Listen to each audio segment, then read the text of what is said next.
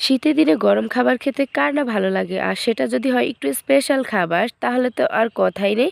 আর এই শীতের দিনে গরম গরম স্যুপ খেতে কার না ভালো লাগে।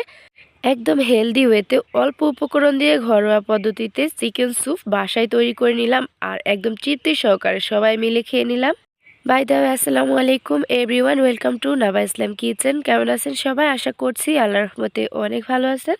চিকেন স্যুপের এই আইটেমটি একদমই কম খরচে আর অল্প উপকরণ দিয়ে আপনাদের সাথে শেয়ার করব। খেতে কিন্তু অসম্ভব লেভেলের মজা হয়। তো কথা না বাড়িয়ে চলে যাচ্ছি মূল রেসিপিতে।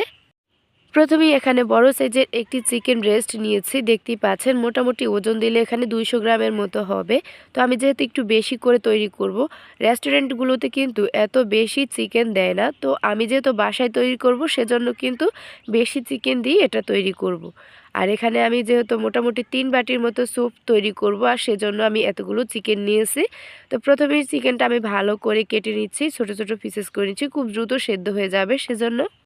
তো দেখতেই পাচ্ছেন আমি একদম ছোট করে পিসেস করে নিয়েছি। একদম ধুয়ে পানিটা ঝরিয়ে ক্লিন করে নিয়েছি। তবে আপনারা চাইলে এভাবে গোটা রেখেও কিন্তু এটা সেদ্ধ করে নিতে পারেন। ছোট করে পিসেস করে নিলে খুব দ্রুত সেদ্ধ হয়ে যাবে, আর এটা ভিতরে মশলাটাও খুব ভালোভাবে ঢুকে যাবে। তো একটা ফ্রাই প্যান নিয়েছি আর চিকেনগুলো সেখানে আমি ট্রান্সফার করে নিয়েছি। এখন কিছু ইনগ্রেডিয়েন্টস অ্যাড করে দিব। তো হাফ চা চামচ লবণ অ্যাড করে দিয়েছি। আরও অ্যাড করে দিচ্ছি ব্ল্যাক পেপার, এখানে হাফ চা চামচ নিয়েছি।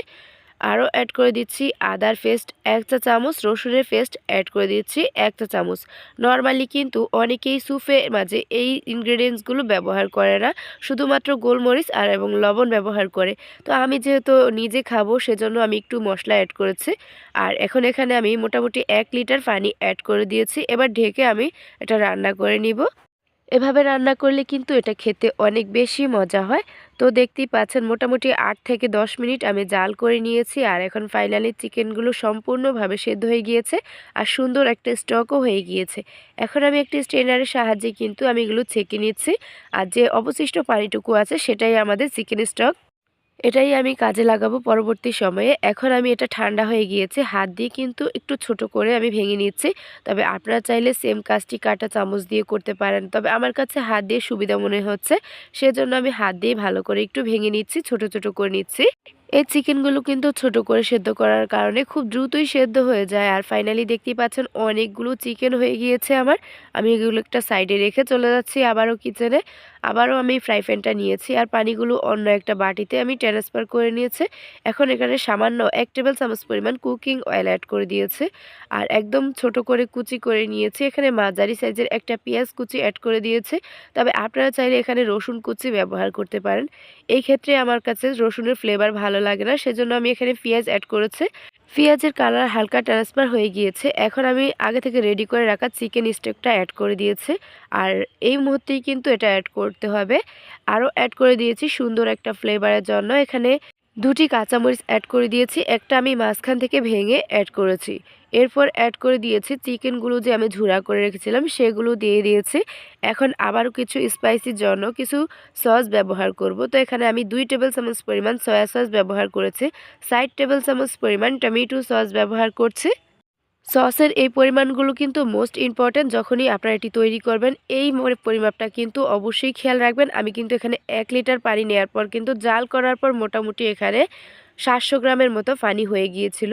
আবারও আমি এখানে হাফ চা চামচ পরিমাণ কালো গোলমরিচ গুঁড়া অ্যাড করেছি। তবে আপনারা চাইলে এই ক্ষেত্রে এটি স্কিপ করতে পারেন। এটা কিন্তু আমি ঝালের জন্য অ্যাড করেছি। আর এখানে আমি লেমন জুস ব্যবহার করেছি সুন্দর একটা ফ্লেভারের জন্য। এখানে মোটামুটি 1.5 চা চামচ পরিমাণ হবে আছে। এটা বলক আসতে আসতে আমি বাকি যে স্টেপগুলো আছে সেগুলো কমপ্লিট করে নিচ্ছি। তো এখানে আমি মোটামুটি 3 চা চামচ পরিমাণ কর্নফ্লাওয়ার পানি দিয়ে গুলিয়ে নিয়েছি। নর্মাল পানি দিয়ে এটা গুলিয়ে নিতে হবে। তো এটা একটা সাইডে রেখে এখন আমি নিয়ে নিচ্ছি নর্মাল টেম্পারেচারে থাকা একটা ডিম। সামান্য একটু লবণ দিয়ে এটা ভালো করে ফাটিয়ে নিচ্ছি। এটাও আমার নেক্সট টাইমে কাজে লাগবে। তো আবারও চলে যাচ্ছি আমি কিচেনে। তো দেখতেই পাচ্ছেন যেটা আমি রেখে গিয়েছিলাম সেটা কিন্তু সুন্দর করে বলক চলে এসেছে। আর এখানে কর্নফ্লাওয়ার গোলানো পানিটা এখানে অ্যাড করে দিয়েছি। আর এটার কাজ হচ্ছে এটা একটু স্যুপটা ঘনত্ব তৈরি করবে সেজন্য। আপনাদের হাতের কাছে যদি কর্নফ্লাওয়ার না থাকে সেক্ষেত্রে কিন্তু আপনারা চাইলে এখানে চালের গুঁড়া মিক্স করে দিতে পারেন। অবশ্যই এটা আগে থেকে গুলিয়ে নিতে হবে। এরপর আমি অ্যাড করে দিয়েছি। দেখতেই পাচ্ছেন কিভাবে আমি গোল, গোল করে ঘুরিয়ে ডিমটা যে ভেঙে রেখেছিলাম সেটাও আমি অ্যাড করে দিয়েছি। আর খুব আলতো হাতে নাড়তে হবে। একদম দ্রুত নাড়াচাড়া করা যাবে না, নয়তো এরকম লেয়ার হবে না।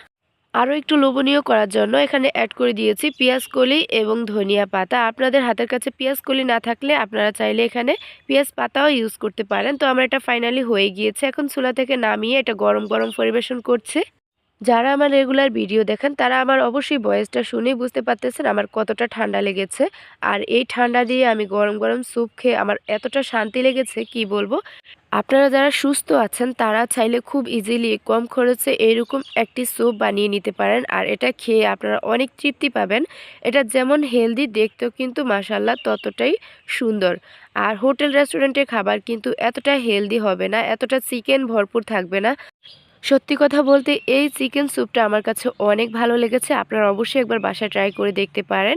চিকেন হেলদি স্যুপটি ভালো লেগে থাকলে অবশ্যই একটি শেয়ার করার অনুরোধ রইল। ভালো লাগলে কমেন্ট করে জানাবেন।